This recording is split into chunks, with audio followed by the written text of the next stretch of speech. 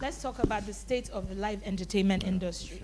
Live entertainment in Nigeria today, I'm sorry to disappoint you, is appalling. That's his one word, appalling. Yeah, and if I'm to defend that, how many A-listers do we have in Nigeria today, at least reckoning across Africa by the level of their popularity? We shout about Afrobeats dominating the world, but we're seeing more of our people, for the right reasons, being more accessible, more approachable, and having closer access to their fans outside of Nigeria than in Nigeria, and that leaves a lot to be desired. And I'm sure that's the reason why Sasha is dedicating time to deal with this. So that's why I say it's appalling. It's not enough to have Burna Boy at Energy City and you have 20,000 people and it's chaos, or have one off at TBS. For it to be an industry, it has to be something that is, there has to be a formula, there has to be a plan. Not just one person doing it, not just two, not just three. I can say, as far as touring is concerned in Nigeria, which is the backbone, or should be the backbone of the live entertainment scene, the state is appalling. And I take it from the point of view of what the possibilities are and what is happening. I'll stop there for now. Share a word that you think encapsulates how you feel about the current live entertainment industry in Africa. Thanks. I can't project. Oh, thank you. Good afternoon, everyone. Thanks so much, Sasha. The word that I would use is disconnected. I think just from a bird's eye view into not only live entertainment, but various industries across the continent, you know, it's disconnected. We have absolutely no lack of you know, of people that can do it, of artists. We have no lack of hunger from the people for culture, but we do have a disconnect where the artists don't have spaces that they can actually go into. And when I say spaces, it can't just be a space. I mean, in order for this production to happen, there's a whole lot of things behind the scenes.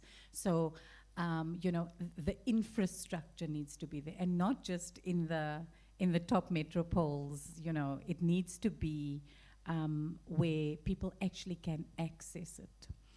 I also believe that disconnected, because as far as I can remember, when I was in school, in primary school, we were exposed to live music. That doesn't even happen anymore. And that is why I believe that the word disconnected is where we're at in terms of the live culture. Thank you for that. So we've heard appalling, we've heard disconnected, many levels here. Bayo, what's your word? I feel like we need to collaborate more. Okay. You see, we need to change the I to the we. Everybody wants to, you know, own the credits. I did this and I toured with, and but you know, you sit in rooms with people and you hear and you see the kind of ideas people, you know, put on the table. But if you come together, I feel like we won't be sitting down to have this conversation. But we need to change the I to the we. I love that. Change the I to the we. Falano. So, hi everyone, my name is Falana. See your voice. Sasha. When I was younger, they used to make fun of my voice, that it was deep. Look now at it them. serves me well. Look at them. What did they know? So I'm trying to put it into a single word, and I don't have a word, but I'll just express what I feel is that ultimately a live music industry does not exist without the artist, and I'm an artist, right? And I think as artists in the live space, I don't think that cumulatively we are supported because of, like you were saying, lack of space. So 50,000, 20,000, as you know, Yemi has done like 20,000, 50,000 venues. You don't start there as an artist. You start with the 50. You start with the 100. You build your craft so you get to that level. But if there's no space to be able to do that, to hone, by the time you get to that 20, you'll be doing rubbish and your fans will leave you. So you have to have a foundation. And that's what we don't have. So if you want to do a show, so I don't know how many artists are in the room. If tomorrow you want to do a show, how will you do the show? If no one calls you and maybe gives you transport fee, if let's say you don't have resources, how do you perform? Where do you perform? How do you hone your craft? And I think we don't have that ecosystem. Maybe that's the word, ecosystemless. I love that. Word. But you need to feed the bottom if you want to maintain the top. If the bottom is empty, the top will fall. So that's, I think, a really big thing. Amazing. Very great perspective. Mr. Dafe, I know that your perspective is slightly different, but we come to you so that things like what Falana is talking about can actually exist. So from your perspective, what's the one word that describes the industry right now? Thank you. Thank you, Yemi, for graciously allowing me to use your mic. Fortunately, I can't sing like you do. 2 words, please, if you allow me. Absolutely. I would say encouraging for what I see, and courage for the people who still do this job. I won't say Thank you much. for that. I love that. Yes. Would you be so kind to rephrase the question one more time so that... Absolutely. So I'd like you to give me one word that from your perspective describes the state of the live entertainment industry in Africa. I would say, hello everyone, good morning, good afternoon, sorry, first of all. No, the answer for Hi you. now, our audience, live show. Hey, God. We don't know the answer for you. How not? They say they are starstruck. You are shining. Okay, guys. All right. So, I would say 2 things. First of all, from the perspective of Nigeria, I feel as far as that is concerned, when it comes to live music, the word would be, it's dying. Yes. It's not even a natural death. It's just declining. So it's dying. However, when I go to a lot of other African countries, and even the rest of the world, other continents, the love for live music is numero uno, number 1. Like live music over DJ track 5, DJ track 2. If you go to Congo or Kenya, if the drummer is not going and then your keyboard doesn't immediately just go on, and then your mic is literally on, you're not putting up a show. If you throw you pure water. And in the rest of the world, when you're performing at concerts, at festivals, everybody is into the live music. So I would say, for the rest of the world, I feel like live music is still top-notch, especially for people who understand that live music is life. But I don't know what's going to happen for Nigeria. It's declining. The love for the art of music, I don't know what's going to happen.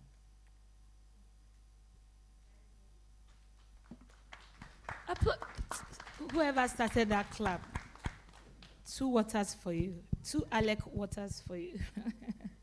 Okay, great. So we're going to kick it off with my sis, Mateen. And I'm going to be throwing this question to you. I want to talk about the ecosystem reality check. You know, we've heard Falana say the ecosystem doesn't even exist. And I think that is really the elephant in the room and part of why we're here. We all exist in silos, and how do we fix that? So I'd like to know, how would you describe what policies, institutional support, or frameworks do you believe could meaningfully strengthen the industry over the next 5 years? Like, what can we do to change everything we've heard so far? Thanks. Welcome, welcome. Sound. They say I should ask you who's running you. Thank you so much, Sasha. Yeah. I think the first thing that we need to do before we even think of policy is changing the mindset around what live entertainment is. We need to see live entertainment as infrastructure. just like we do roads and energy and all of those types of things, right? Because we need to identify it as an economic driver. Once we've done that, we can then go back to the powers that be and say, okay, we need to change policy, we need to ensure, all of those types of stuff. I think the biggest barriers right now that is extremely concerning to me is live entertainment's backbone is on touring. And the ease of touring between countries is cumbersome. I just speak from a South African perspective. I know how difficult it is for artists just from here to obtain a visa to come to South Africa, to be able to come and, and we have a very, very big live entertainment culture in South Africa, so it would be very welcoming for us to welcome, our brothers and sisters from the continent. But we don't make it easy for them. And then travel is horrific. I travel across the continent extensively, and cost of flights from South Africa or to anywhere on the continent is close to double what we're paying to travel to the United Kingdom or to the United States, or all of those types of stuff. So we need immigration, we need trade, we need to have the right conversations with the right people. We absolutely need standardization.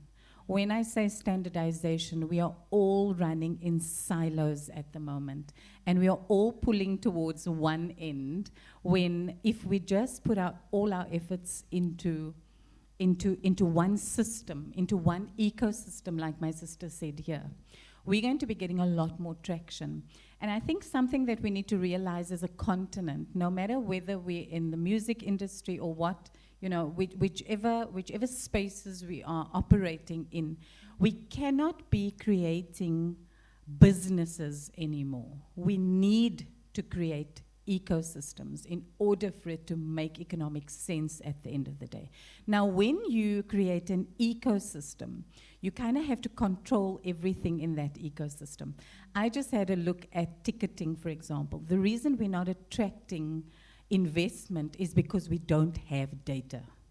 And the only way we're going to have data is if we're going to be able to have a singular approach to how we're doing things, so that when we supply the data to these investors, to the likes of the sponsorship offices, at the corporates and so forth, even to government, when policy needs to change, we need to be able to show real data.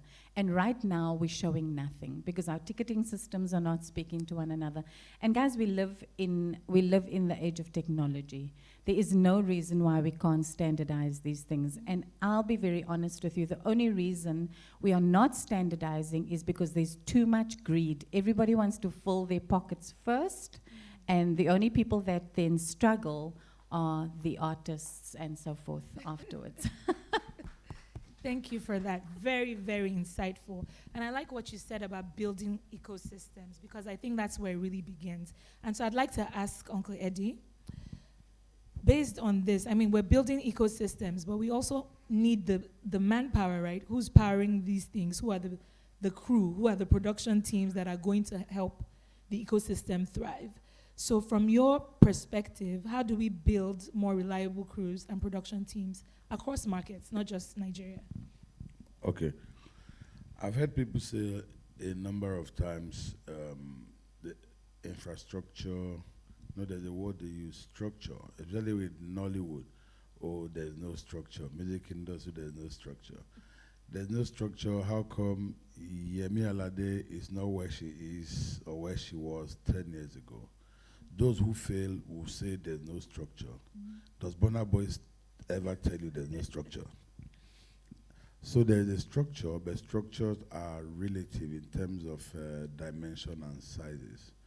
You can't be in Ajegunle as a promoter and you're comparing yourself to the person producing Coachella or Afrochella in terms of the same way in which they will talk about structure as you are talking about structure in Ajegunle. So we need to clear that we have this mentality of somebody says something and we all run with it, we can't validate it. So, is there structure on ground? My answer is yes. Many people will disagree. My answer will be that we have a structure, but structures thrive only where there are opportunities. I very deliberately went into show business over 42 years ago. 42 years ago. I was talking to Jaffe at some point, comparing notes. Gen Z. Yeah. And Jumoke worked with me. We still work together. And I was very deliberate that I want to be a problem solver. She mentioned something about people being selfish. Again, the industry has seen me like the stupid one, the one who should have been rich and never got rich. Because I was dedicated to trying to build structures. Do we have the structure? Yes. Do they have the opportunities? No. Now I'm back to why I mentioned how long I've been in the industry. There's not one person that was started off together who is still in the business today because they found more profitable ventures to go into. So it's the foolish ones like us that stay. So sometimes I speak to young people and I say, believe in what you're doing. Do not also limit yourself to the limits of your horizon. I have been privileged to have produced shows for artists as big as R. Kelly, as small as the boy just starting yesterday, to Shaggy, courtesy of Star Mega Jam, Benson and Hedges, and all of that. And I've also been privileged to work across Africa, from Ghana to Kenya to, just go back from Morocco yesterday, to Egypt, and across the landscape. In Europe, also working with African artists. If I tell you the number of technicians who are in Saudi Arabia today, lighting technicians, AV technicians, Nigerian boys, Lagos boys that you just don't see anymore, cameramen. I have had offers to relocate to America as far back as 32 years ago. So if we don't know what we are doing, nobody will give you such offers or such considerations. There's Omar Talabi somewhere in this building. Yeah. Sasha, you know, Hedis, from when it was just like 10 people in a room trying to make this work. And we'll always put it. I'll give an example. I was saddled with the task of being technical director and technical producer for AMVCA in the third year of AMVCA. And everybody, they held their breath, the whole system, from here to South Africa. Oh, can Nigerians do it? And I said to a few people, I said, if this is the last thing I do before I die, we'll have to prove that we can. And I went on to produce and deliver it for 7 years back to back. Because, so many people were scared and were saying, do we have the structure? Yeah, we bring people from time to time. I've had to bring in a lighting engineer from Los Angeles. I've had to bring in a programmer from South Africa at one time or the other, like others do. But that's only on one condition, that you leave something behind and improve the people you are working with. Knowledge transfer, competence building, skills transfer. So we have people here that can deliver any show of any magnitude. Also, you can't give somebody the task of climbing Mountain Everest and you tie 10 kg weights to his ankles and tell him to climb. So we have structure in Africa. I would like anybody to go online and check Sarkodie in Kumasi 2 months ago. Sarkodie in Kumasi 2 months ago. I won't say just go and look at it. Not one foreigner was involved. Of course, sometimes we go from here to Ghana to work. I bring from Ghana to work here. What people are preaching, cross-continent or cross-country interaction, is already happening. But are the opportunities there? No. If the opportunities are not there, the best AV technician tomorrow will be running some gaming center in Las Vegas for somebody. You never just hear of him. He's just gone on to better opportunities. So let's not make the excuse of no structure. technically, the backbone, we have the structure. You do flight time, right? Does that look like something that don't have a structure? No, again, so that's like silos, right? Because that's intentional.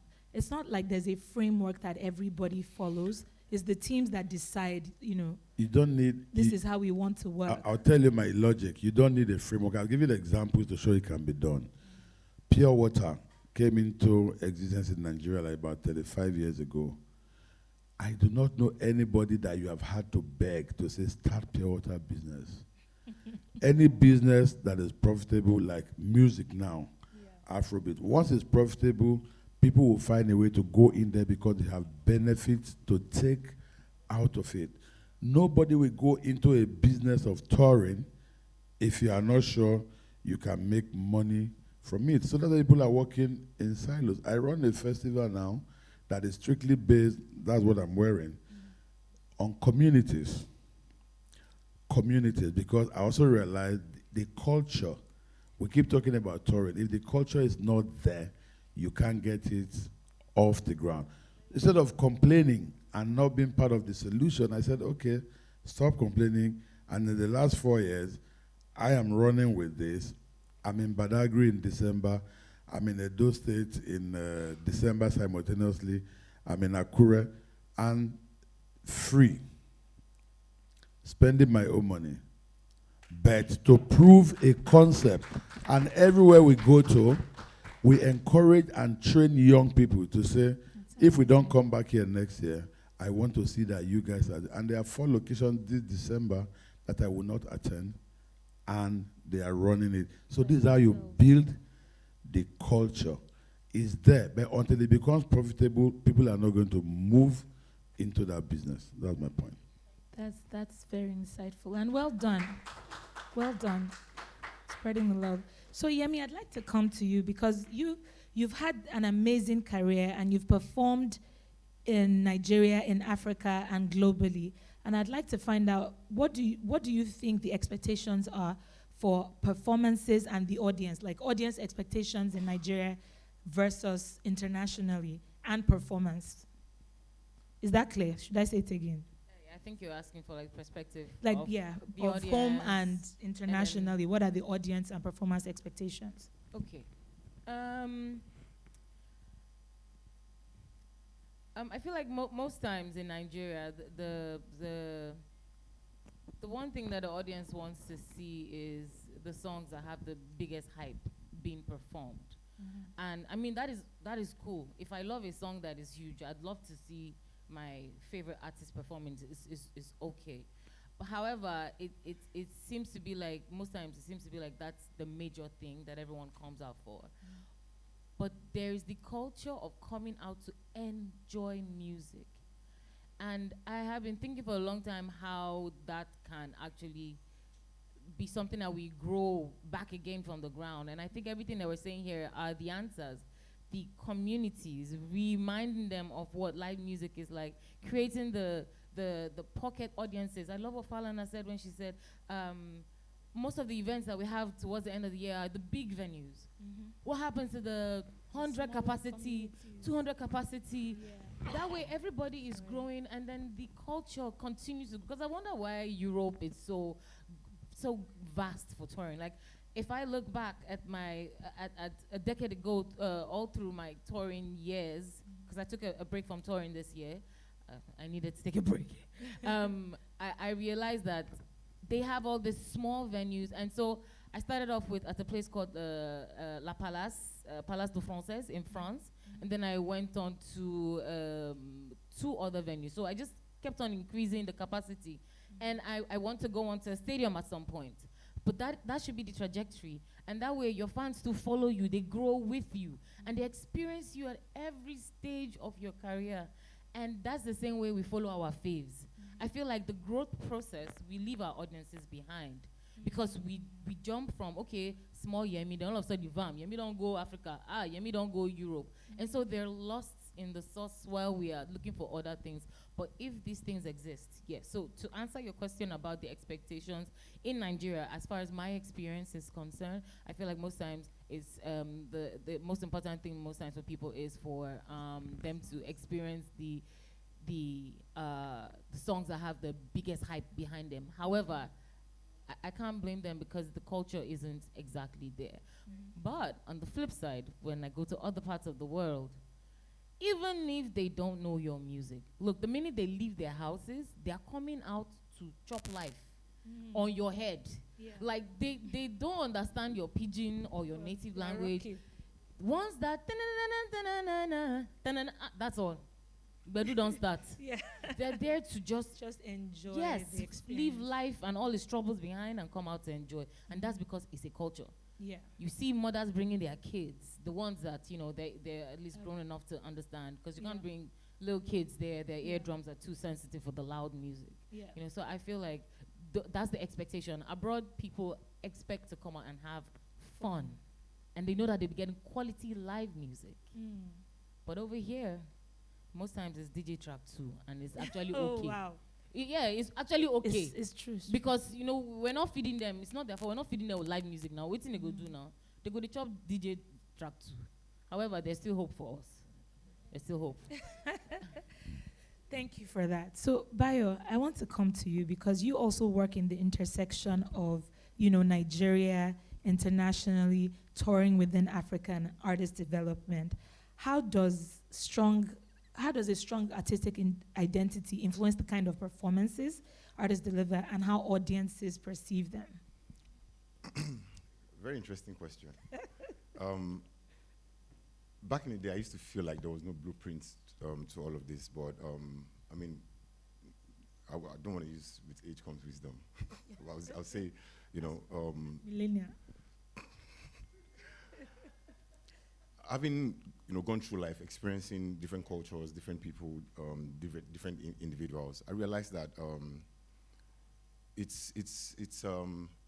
starts from that individual. You need to know yourself first as a person, and then as an artist, and then you combine these two, and it leads that growth into confidence. Like, it grows your confidence. Like, if you accept that this is who I am as a person and this is who I am as an artist, and then that confidence also helps build, you know, your consistency and your performance, and the performance first rather before, you know, consistency. With consistency, it changes how you as a person, you know, gets on stage, interact with people, interact with your fans.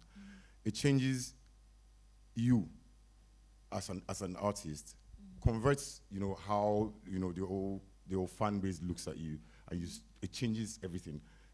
You stop entertaining.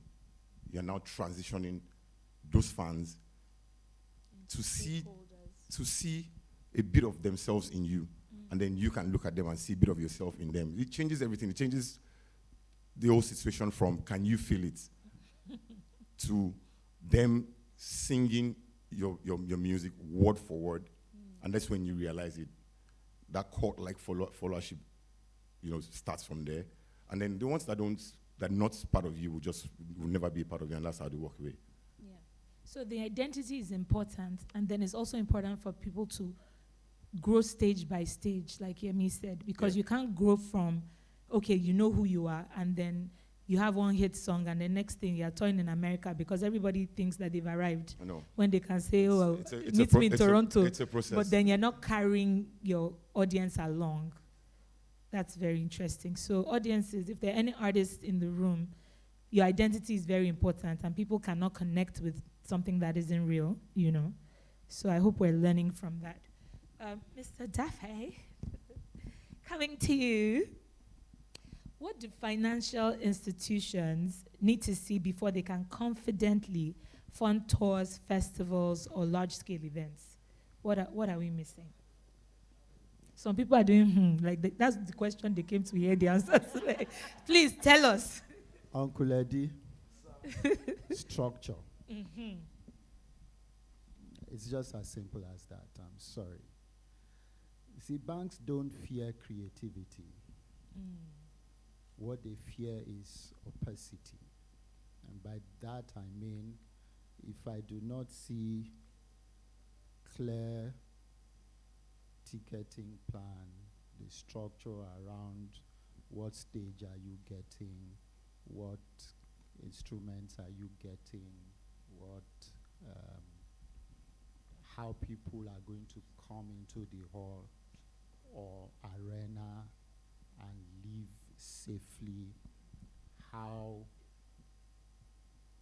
the money that I am investing in your business is going to come back to me, because first and foremost, I am a bank. I'm expected to make profit, except I am clearly doing corporate social responsibility. And in this case, it is not. It is a business. Show me, please, where I will get my money back. Return on investment, which marketing people call ROI, is not visibility. So if I decide, or if you come to me to say you need 500 million to do this concert, I would ask you to show me how we will make 1 billion, so that I know that my 500 million is coming back, and then we're making extra money that we can split if it's a joint venture, for instance. So if I don't see all those things in details, then it becomes a problem. I think it's the easy way to answer that question. So when you come to the bank, be sure that you know what you're coming to ask for. However, it's important to go back to some of the things that I think Falana had talked about, and I think Yemi Alade, is sometimes why do we have to do this big concert? Why don't we do small? I attended Lagbaja for 5 years before he couldn't perform again. Yes, I'm OG. Yeah. OG before IG. By the way, I met my wife at Motherland. Oh, wow. See what live entertainment can do. And guess what? It was the same music every last Friday of the month. And I can tell you how it will go. Da-da-da-da, da-da-da-da, da-da-da-da, da-da-da-da, ba, ba. And then he comes on stage. We're always looking for where Lagbaja is going to come out from. It's the same performance, but it's always a different feeling. You know why it's a different feeling? Because, is it Martin? Because when you come from South Africa, you're asking your friends, where are people going to on Fridays? They will tell you Motherland, and you will go there. While Lagbaja is performing for me that he sees every last Friday, he sees a new face. The performance is different. So we need to begin to go back to those small spaces, small audiences, and then you can now begin to build. You would have some sort of account that shows that you've been doing this over the years, and now that it's like doing pure water business. Let's go back to Eddie. It's like doing pure water business, right? You started in your living room. You had a sealer. You pour the water, you seal it. Today you sell 5 bags. Tomorrow it's 10 bags. You probably send 10 bags for 2 weeks. Before you know what's happening, it's 20 bags. You're beginning to think of how to scale. When you come to the bank, we will say to you, have you been putting money aside? Have you been banking? We would ask you, show us your account. It's the same thing we will say to a show promoter. Let us see what you have been doing. But if you now decide to be very audacious, to say you want to do National Stadium for whenever they decide to make it work and take concerts that I believe a Burna Boy, a Whiskey, or whoever, because you bring a Burna, he doesn't want to perform in a hotel. Yeah. Right? So if you decide to be audacious, show us where the numbers are going to come from. I've That's answered your amazing. question. Absolutely, 1,000%, 1,000%.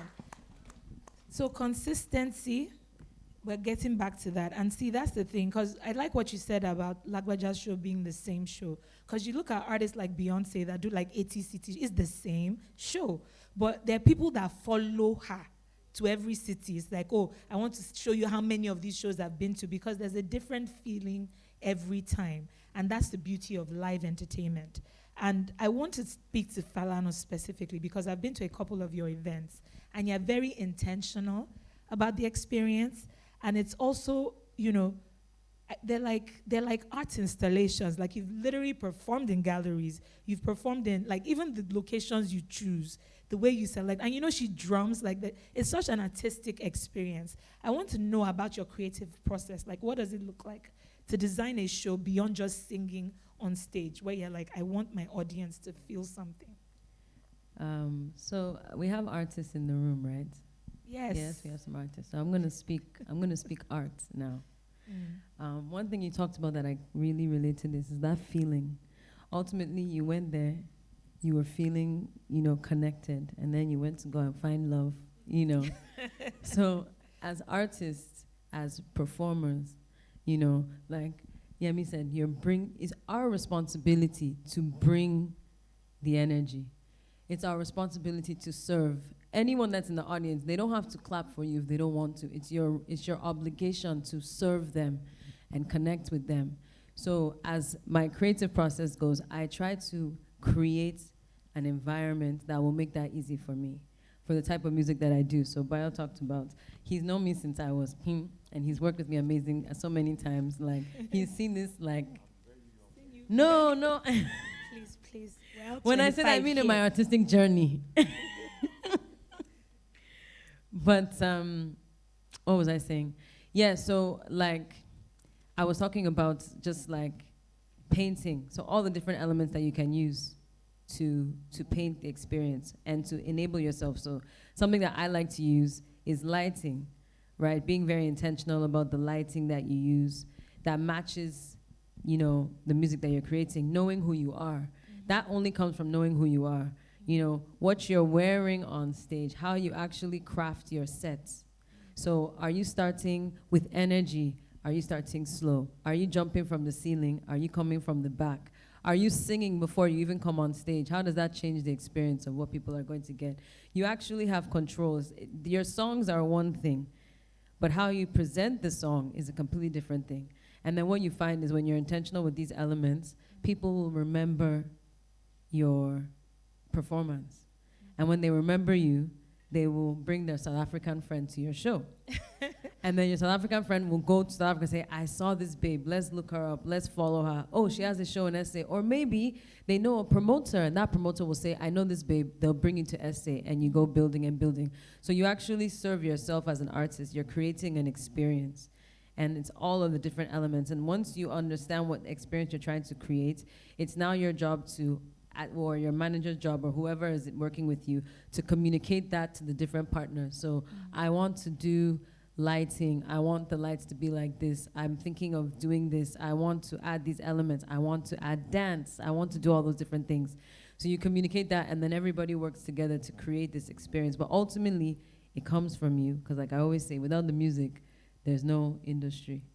So, thank you. Yeah. Without the music, listen, sound bites. You guys have just been giving me sound bites. ROI is not visibility. I'm taking notes. So, so I like what we've said here today, because first, you know, Yemi said live entertainment is declining. And then Mr. Dafe told us about Lagbaja. I don't think there are a lot of places you can go to during the week for a live experience. I know we had God Bless that was like maybe every Thursday or something. None of the new age artists. I think Praise has been doing something recently, but none of, there are not a lot of people doing that because the culture of that experience is declining. And now you have headliners that are doing shows for 40 minutes backing track. Like there's no value placed on the experience of live. And I personally think we're cheating the audience. But Uncle Eddie, I want to bring those two worlds together. Like what do you think we can learn from earlier eras and apply now? So we have the visibility, but we had the quality back in the day. What can we bring from, past eras towards live today?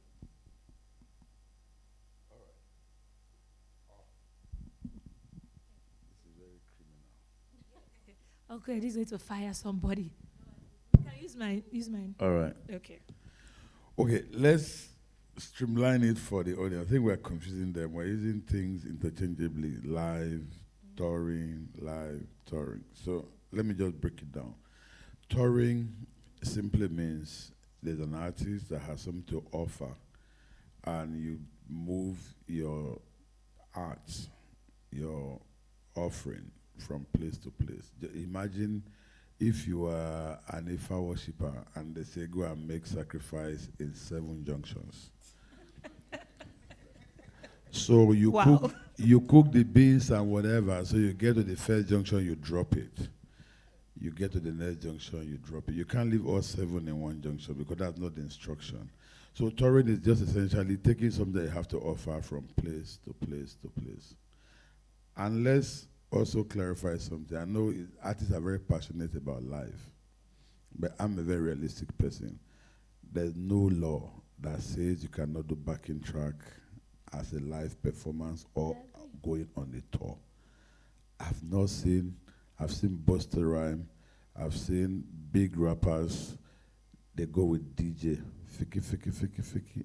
It's the experience that you deliver.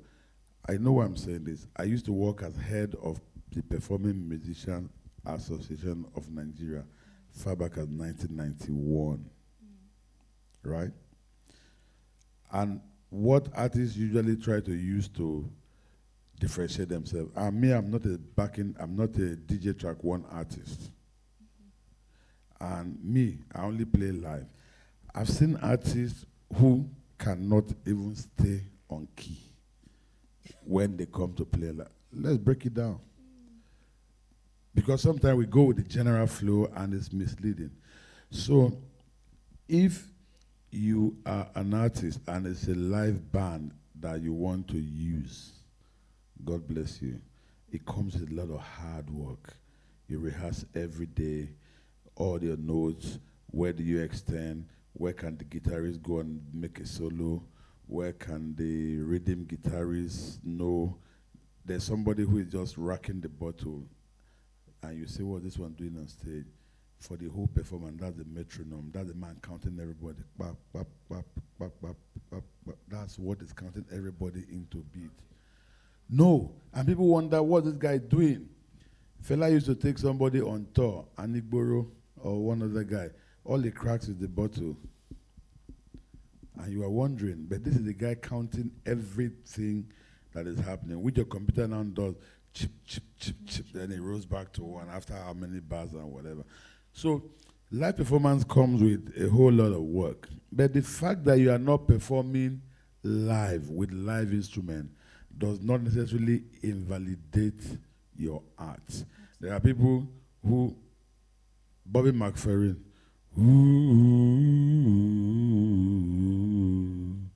la la la la la la la la la la la la, just win and eyeing, he won a Grammy, right? So music is the experience that you bring. I'm telling you, music is the experience that you bring to people irrespective of how you present it. However, live over time has been advocated. Why? Because the origin of touring, you only had artists on radio before TV. So no social media. You read about them. You never get to see them. No music videos. So touring grew out of a necessity for the artists to get close to the audiences that they serve. And these audiences are in different places. So take America. You are in New Orleans, then you go to Chicago, then you go to Mississippi, you go to New York, Maryland, New Jersey. Then you make your tour plan because you have people in different places. In some cases, you don't know what you get when you get there. But depending on, like Falana said, the experience you unleash, you win people like you're winning souls, you win converts. And they wait for you that you're coming again next year. Some enjoy it so much, like Sasha said, they follow you from stop to stop, that you now begin to call groupies. So having established that as what touring and how live comes, do artists need to tour now? Some people will say yes. But if you look at the history of touring, that you only heard radio and saw newspaper articles, you didn't see videos, it was very interesting. Yemi Alade once in a while does live. She can chat with her fans. Burna Boy will decide to do something. There are many more levels now through which artists can engage with their fans thanks to technology, right? We are doing what they call that in where you say your account and they give you some money, stuff like that. Giveaway. Giveaways.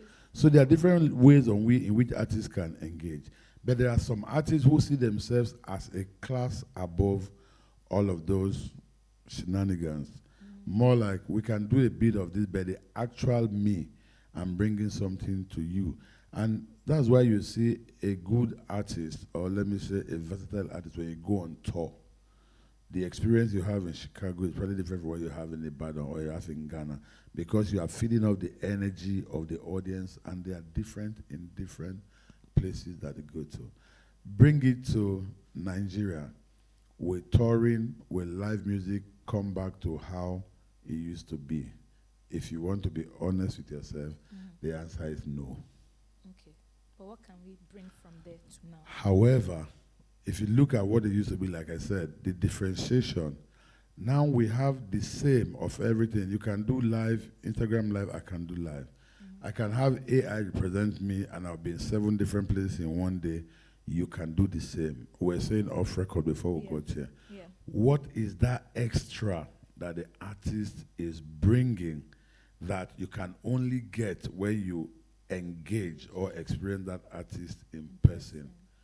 That is what will be the key to the live experience. No matter how much of Michael Jackson you hear on radio or even on video, you know that Michael Jackson is unleashing something that you have never seen when he announces his tour date. That is where the pressure goes back now to the artist. What do you have to give that we have not seen that will make me consider putting my daughter's school fees on hold to come and watch your show? Because I can only do one of both. Because you see, we're talking live, you're not looking at the economics of it too. There's the economics. People are struggling. Going to watch Yemi Alade, will that make your doctor give you a free blood test tomorrow? If your health is more important and you can't afford both, you will think twice. But guess what?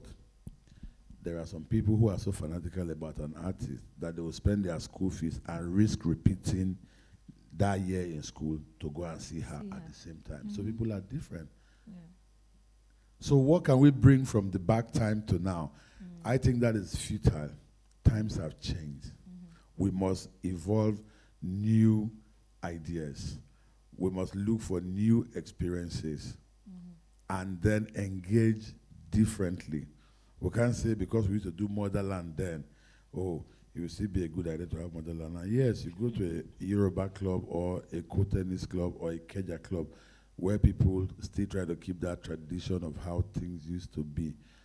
I can't be telling you about Lagbaja now that they did not experience. The man is living in the era of Rema and Ruga. And Ruga says, this is how we do it. That is the generation they are addressing, and that's how they're going to do it. George Benson still goes on tour. He has his crowd. Because why? He's built it over time. Like Falana said, they keep coming back because you've cultivated them. Which artists in Nigeria today, no matter how much you have taught abroad, that when you come back, you can say you've created a live engagement culture that when, let's face it, artists who are reigning now, in 5 years, some of them, you find it hard to recognize them. It's a fact of life. They will be out of sequence. They won't get shows again. They won't make hit record again. They won't reign again. You better believe that, because new people will come up. When that time comes, what you did not build now, what you did not sow now, that empathy, I respect my audiences. I'll come all the way from here to Uyo to meet with you and create that family relationship. If you don't create it now, when you get old and DJs are not slamming your record anymore because you're not making any new hits, nobody will come to your rescue. So it's what you sow that you reap in the fullness of time. We must live in the era that we are now. Let's leave what has happened in the past. The reason why touring was very important was for a different reason. Today, the reason why we must do touring and go back to live music, if we must, the reason has to find itself, and the artist has to find validation between his or her art and the audience they want to engage. Thank you. Thank you for that. Thank you. Oh, yeah, please go ahead. He has a comment. Thank you, Eddie. So, growing up in the, I loved Michael Jackson. And I used to go to one of the clubs in Ibadan then. We would dance and sing Michael Jackson. And when Prince came out, I hated Prince. Yeah, many people did. I hated Prince that I didn't want to listen to Prince's music. Because I believed he was challenging Michael Jackson. Let me help you guys. It's like Drake and Kanye. You know when Drake came and said, who's this one trying to be Kanye? That's what it felt like for them. But now, I sit down and listen to Prince, and my goodness, he's a musician. Goes to what she was saying and what he just said now around building your fan base. If Michael were to come to Nigeria today and Prince was coming to Nigeria, you know what? I'll go and listen to Prince. Yes. Wow. Yes.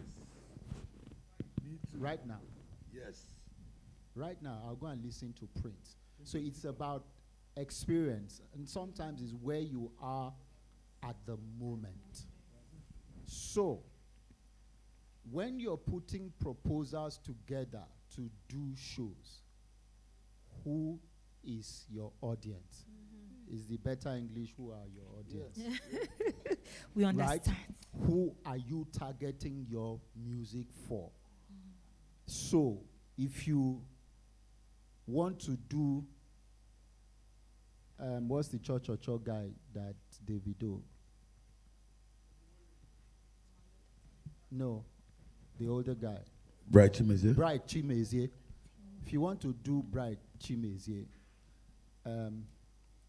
I'm sure you can figure out which of the corporate organizations you would target. Right? Yeah.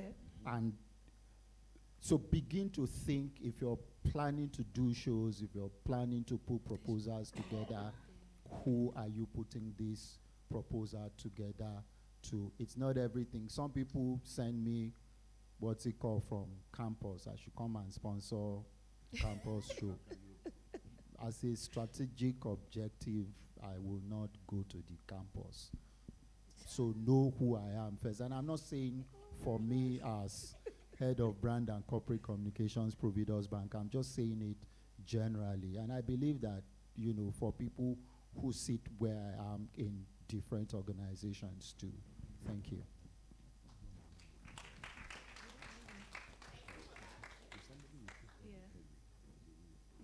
Thank you so much for that. And I think I want to talk about things that, you know, can help us actually improve the industry. And so, Martin, I'm going to come back to you because we all have our different views on whether or not live is still, you know, the way to go, or how or the other ways you can do it. It doesn't always have to be touring. It doesn't have to be going on the road. There's so many different ways. And I think in that moment, I even want to do like a special mention to people that have been intentional about growing their communities. So people like Fala Nosat here, people like the Cavemen, people like SDC, Johnny Drill. They have different audiences, and they feed their own communities and groom them especially, and they're not 50,000, 100,000 to see. You see? So, there's an audience for everyone. So, Martine, I'd like to know, what practical steps can industry builders take to align markets, create standards, and drive a more connected Africa?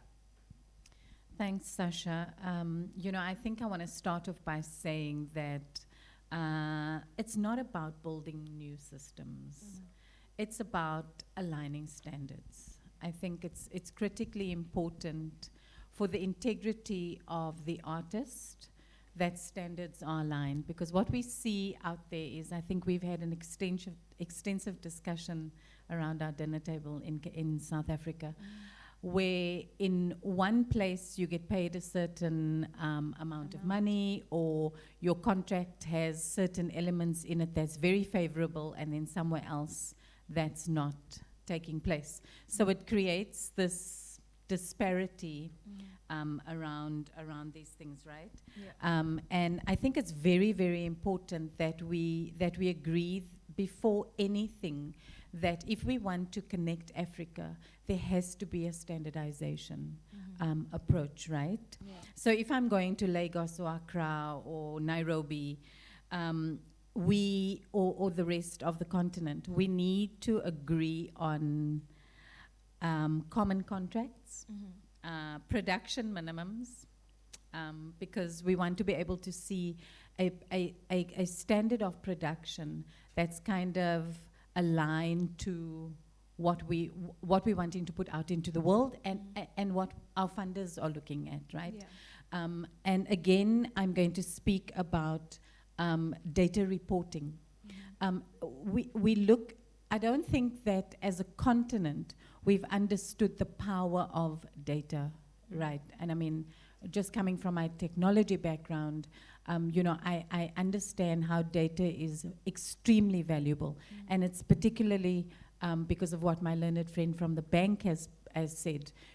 When we are approaching our investors and our funders, and guys, the one thing I just want to say, that's when we look at sponsorship is investment. It is not free money, right? It is, there has to be an element of commercial value, even though it's a sponsorship. Otherwise, we're going to be standing begging all the time, because we're never going to get to the sustainable space. And I think for me, data reporting, even safety expectations, somebody mentioned safety. There has to be a standard of what is expected on safety. And I think even when we were going through me being here, you will notice that I sent you my documentation beforehand to be able to say, as a brand, this is the expectation. This is what we follow. And I mean, 80% of the time, I can tell you, it doesn't get fulfilled. However, there is every time you consciously do it, it's getting stuck. Yeah. It's getting stuck, right? And I think for me, touring corridors is important. When we have all of these elements that we've touched on in the ecosystem, we can then start speaking about touring corridors, and so forth.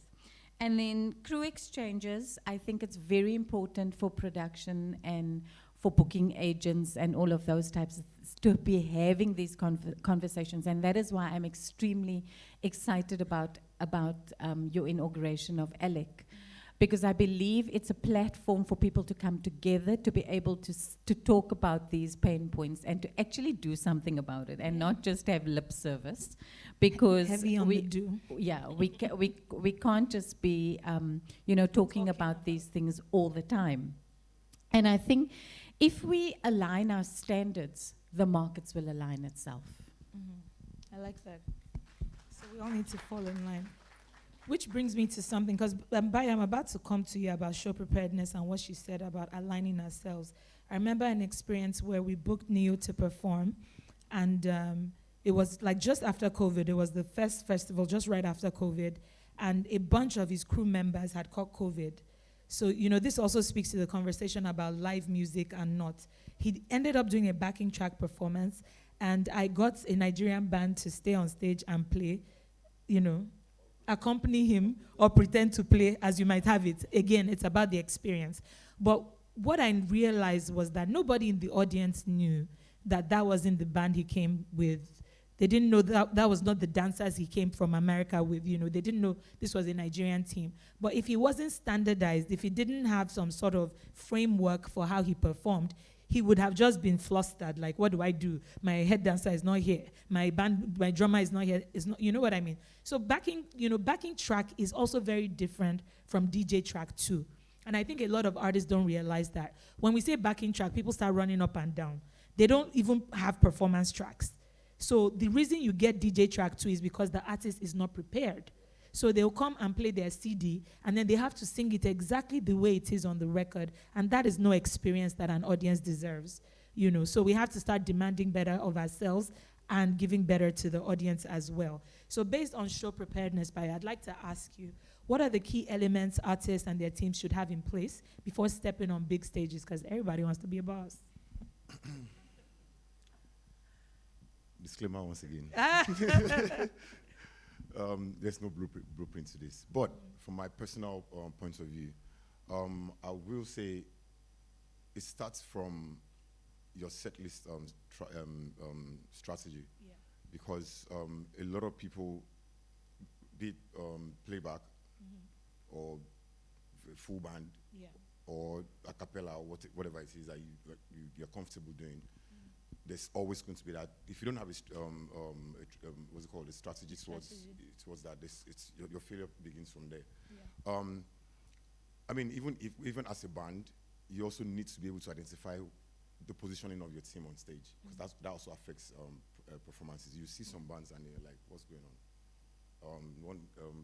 As Lagwaja again, or kind of vibe. You see one band member here, and then one person is running and dancing, and then you know that this wasn't choreographed.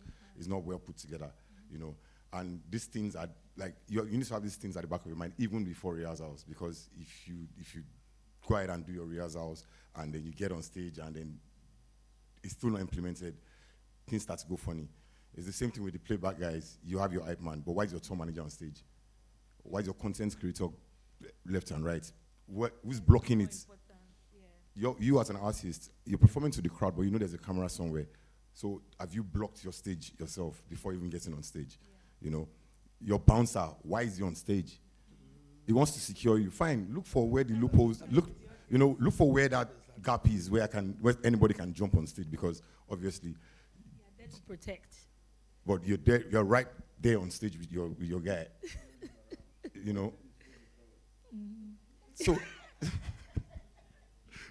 Or bring your water. Now. So it's the one that amazes me the most is the content guys, because I know that as a team, everyone should have sat down before getting on stage. Please, guys, this is your role. So everybody needs to identify their role on that specific stage. You're not supposed to. I can't be performing and then you're walking right. And then we right across. Run into ourselves because I don't know you're behind me, but you're doing content. Yeah. Over the actual performance. I mean, which is okay, but block it out. This is where you're going to be. If you need them to do more than one particular type of content, get like 4 guys.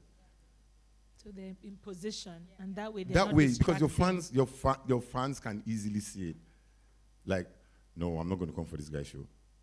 Sometimes it now falls back to the organizers. Why do they have so many people on stage? Yeah. I mean, we've seen events where you announce one artist and then the stage is now a marketplace. Yeah. Now you have given everybody extra work. Yeah. Oh. Yeah. And that's the truth. Disclaimer. And that's the truth. Yeah. So it starts from. Responsible. It is not just the set list strategy. It is the strategy towards each stage. okay, where are we performing? Oh, they say we're going to Lekon Salami Stadium in Ibadan. Okay, what does it look like? What's the stage plot? Who is here? Who is there? Who is managing the backstage when all of us are on stage? Because at the end of the day, you've brought the security to the stage. So who is that? Who's there? You're relying on the event security to keep your personal items safe. But you've not allocated it to an assistant who is now on stage with you, doing what? Also creating content. Because content is king. So yeah. Wow. So, I mean, we know Yemi's always prepared because, girl, you raised the bar. So, with regards to what you've heard today, I mean, when you come on stage, it's a whole different, like the lioness just comes out, you're giving them, you're howling from the, belting everything out.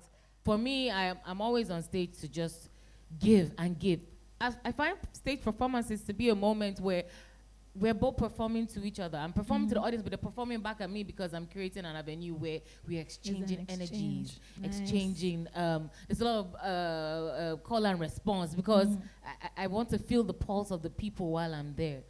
It's my most exciting place to be, you know. And I feel like when it comes to live performances, it's my opportunity to even switch some of the music that you already know. I will switch it so that when you go like, did you hear when Yemi moved from high life to jazz? How did she do that? It's because I love what I do. And I want you to love it as well. And I feel like if artists always focus on living that experience, not sing for me every 2 seconds. Don't get me wrong, that feeling is very sweet though. Yes, it's but sweet then not the whole when song. When you come on stage and I see that people are singing the song and then you give them so sweet because they're like, I was in my little corner recording this song, and now these people have owned it. Yeah, it's a chilling moment. Sometimes I even stop the music, stop the band from playing, so that the audience can just sing. Because I want to remember as well. Yeah. However, when they're done doing their part, they paid you to come and perform for them. Exactly. So it's always important to remind yourself. Also, one thing that you and Waje taught me is that even though I love to dance on stage, there's a time to stop dancing and sing. You need to, that's the thing about planning. Like you said, a team does this, part of your team handles the social media, another person on the team handles security, etc. However, there's the execution. For me, stage performances is all about the 3 big E's, which is the entrance, execution, and the exit. If those three are not planned out from A to Z, something will happen that will throw you off. Absolutely. And then when you now start to really enjoy living an experience for your people, you start to understand lighting, the importance of smoke where there's need for smoke, the importance of silence, the importance of like loud silence when you finish performing and people need at least 30 seconds for remember they need to clap. Yeah. That is when you know that you've tapped into a realm beyond just the eyes. So, are there artists in the room today? Are there any artists in the room today? Can we see your hands up? I hope you are finding this very helpful. Because a lot of the time, you know, I buy talent, right? And people will send me, their cousins, their child that has a dream and wants to sing and be on stage. And then they'll be beefing me and saying, Sasha did not book you. It's not about, like, because I'm a performer myself, I have a bias for performers. Because I'm like, what are we doing here? You know, they've paid crew, they've paid stage, they've paid venue. Then somebody will come and be strolling and singing like they're in their living room. Sorry to go short. To see Sasha P. She's a rapper, but she brings horns. Like full horns, full band on stage. She's not playing. And I feel like for we artists that are here, we need to just remind people that music can be more than what they heard on radio. Say it is. It's so beautiful to tap into that. So please, I beg. So do it for yourself, and then you see the shows come, and we spoke about some artists that have already built their communities. How many of those shows are you attending? What are you learning from them? Because I find a lot of people are struggling with, this is the song that is streaming, this is what is in the top 10, this is what is this. Africa is huge. That's something Yemi has shown you. You don't have to be a local champion. There are people that appreciate your music beyond your immediate environment, but then you have to be a learner of the game. You have to educate yourself. You have to, watch other people, learn from it, and then expand your horizon. And you don't have to wait for people to book you. If you go online, there's so many events that do a call for entries, and not just in Nigeria. And they'll ask you, if you want to perform at this festival, this is what you need to do to submit. You know, how many of you are taking advantage of things like cloud studios and just practicing? Yes, you can't afford a band, but with your church choir, what have you done? You know what I mean? Like, how are you expanding with what you have? Because there was a time that we didn't have these things, and still we would show up and show out. So no excuses. There's so many resources available to you at this time. And the thing is, there's so much knowledge on this stage. So if I keep going, guys, you will just, I hope you're even recording, because you have a lot to go and play back and assimilate. You might not be understanding it right now. Thank you, everyone. Thank you, everyone. I'm so grateful for, the wisdom that's been shared on this panel. Like I said, we've shot over time. But if you take anything away, find yourself. And when you find yourself, remember that your ROI is not visibility. So that's stuck in my head. I'm not going anywhere without that. So first of all, I want to thank the audience. Please give yourselves a round of applause. You've been so great. Thank you for your patience. Thank you for, being attentive. Thank you for being interactive. We're so grateful. I want to do a special shout out to all my panelists. Please give it up to them. Everybody made a sacrifice to be here today. I am so grateful for their time, their knowledge. This is just the beginning of the conversation. I also want to thank the entire Entertainment Week Africa platform. Please thank them for giving us this platform, this room, this audience. This is ALEC. For those that do not know, ALEC is Africa Live Entertainment Conference, and it is, thank you. And it is the first and foremost hub for live entertainment professionals across Africa. We're being intentional about putting change in the industry, creating connections, building trade across board, and actually giving people a future that they can be proud of, because we're sitting on billions of untapped potential and funds, and we're here to make sure that people begin to live the life that they deserve. So thank you to everybody. Check us out on www.alec.africa.